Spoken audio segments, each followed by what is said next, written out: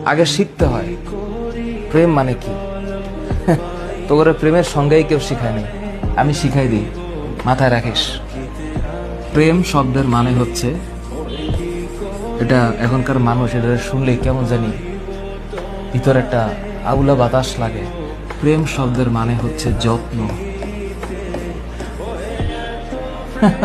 কেউ তোদের বলেছে?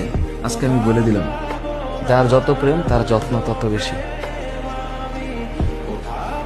আর এর সাথে আর একটা টুকুর করে একটা শব্দ মাঝখানে লাগিয়ে দিলেই খেলাটা অন্যভাবে ঘুরে যাবে। এই যত্নের নিঃশেষে আরেকটা শব্দ আছে দায়িত্ব, আর যত্নের ডান পাশে আরেকটা শব্দ আছে শ্রদ্ধা। হ্যাঁ, আর যত্নের উপরের দিকে আরেকটা শব্দ আছে, এটার নাম হচ্ছে আরেকটা জিনিস। এটা মানে এইটা এই সত্যতা, এটার নাম হচ্ছে প্রেম।